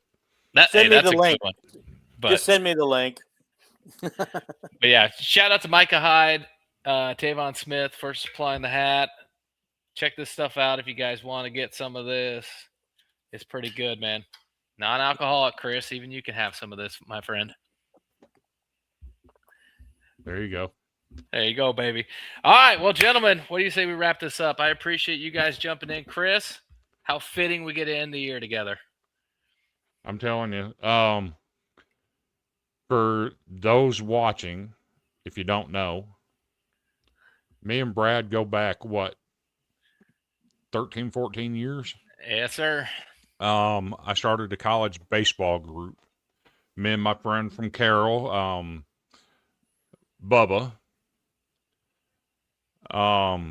We started this group, and he recommended Brad to me. We wanted to cover college baseball nationwide. Brad was our first Big Ten contributor to that group. That group's got over 1,500 members now. It's one of the larger college baseball groups on Facebook. Yep. He's been with me since day one when I asked him to join. Yes, sir. I appreciate everything Brad has done for me. Who would have ever thought when we started that little fledgling baseball group, right, that in 2025 our football teams would be playing each other in a bowl game that matters, where Vanderbilt actually has an opportunity to win 11 games, first time in school history. Just amazing. Appreciate you, Brad. Thank you for everything you do. As you know, I've said it many times in our baseball chat, my admin team in there, your family. Agreed. Love you, Brad. You have a happy new year. Hey, you too. And we're going to end it with this. Chris and I will be kicking off the baseball edition of the Hockaholics coming up in February. We haven't set a date, but it's going to be Chris and I. I'm going to bring you a lot of the Iowa side. He's going to actually cover, give you some more insight nationally so you can get more of a range of college baseball because it's a fun sport. So, and, yeah. It's called College Baseball Smack. Yeah. You just talk shit, baby. It's fun. Yep. We enjoy the more content people put up, the better it is. It tends to get SEC heavy at times, but that's the nature of the beast because that's where the baseball is the best. But we absolutely love having your mid-major teams and the Big Ten teams that never get enough credit. You know, Michigan, they've been to the College World Series, 3 times in the last 10 years? Yep. You never hear about them. Indiana. So, yep. Iowa. Good programs in the Big Ten. So, yeah. Excited. Last football show, gentlemen. Let's send them off, baby. I appreciate you guys. Happy New Year to you guys out there. Happy New Year, gentlemen. Dean, Happy New Year, Chris. Happy New Year. Love you guys. And as we always say, go Hawks, baby. Yep.